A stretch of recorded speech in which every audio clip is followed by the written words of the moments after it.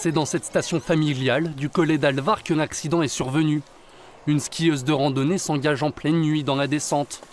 Elle percute le câble d'un engin de damage et chute gravement.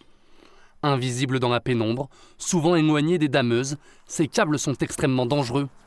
On a un câble qui fait 1000 mètres, hein, et donc le câble est tendu en permanence puisqu'on a une pression minimum de 1 tonne sur le câble. Hein, ensuite, on peut monter à 4 tonnes suivant les besoins, mais on a une pression minimum. Donc on a une tension permanente sur le câble. Des outils dangereux, mais précieux. Ils maintiennent une couche de poudreuse homogène sur tout le domaine. Ces câbles sont reliés à des treuils mécaniques et permettent aux dameurs de remonter la neige fraîche sur les pentes les plus escarpées. Si on veut avoir des belles pistes le lendemain matin, il faut que les machines puissent travailler la nuit. Et donc nous, ce que les skieurs ont un petit peu des bosses qu'ils ont pu créer dans la journée, ils ont poussé de la neige vers le bas, et ben nous, la nuit, on reprend tout ça pour faire des belles pistes bien plates.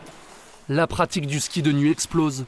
Certaines stations, comme ici à Champs-Roux, organisent même des sessions nocturnes. Des pratiques encadrées et balisées. Mais la plupart du temps, c'est interdit sur les pistes.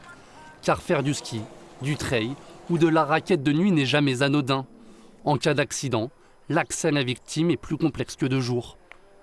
De nuit, forcément, les conditions vont modifier les modalités d'intervention. Parfois et souvent, on va être obligé d'intervenir à pied. Et quand bien même on interviendrait avec l'hélicoptère, ce sont des délais qui sont toujours beaucoup plus importants. Un rappel à la prudence et à la vigilance donc, pour que le ski reste une fête.